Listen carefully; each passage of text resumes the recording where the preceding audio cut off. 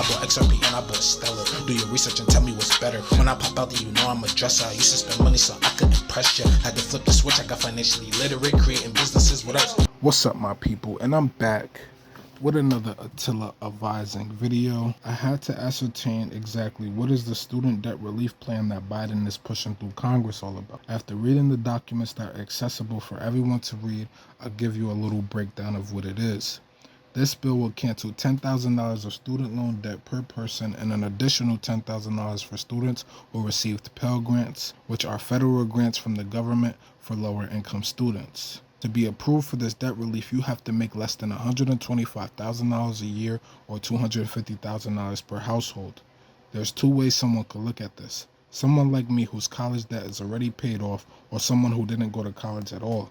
We have to be okay with our government printing a bunch of money out of thin air, only exacerbating the inflation problem that we are having right now to help out the people who made the choice and decided to go to college. They knew what the price of their quote-unquote education would cost, and now they are getting bailed out.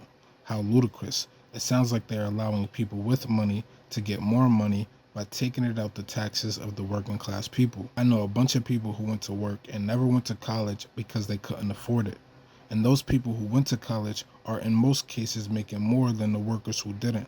So is it fair that we raise the taxes of lower class citizens because we want to cancel the debt of the people who went to college?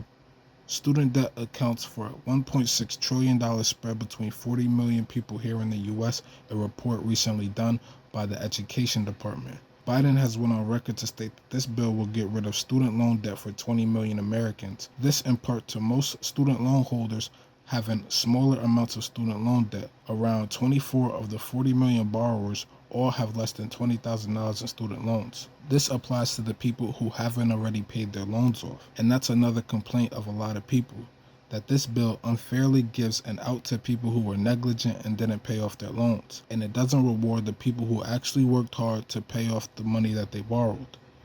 I'm in this category as well, as personally I would have waited to pay off my own debt.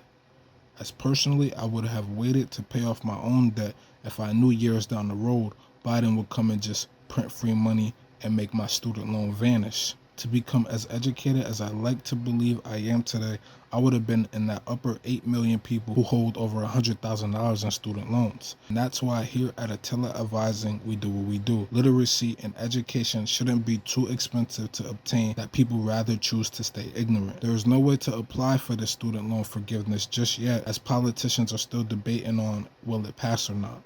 For most people who received Pell Grants, their information is already in the database, so you will automatically qualify. For the rest, once Congress decides if this bill will pass or not, a government website will be created.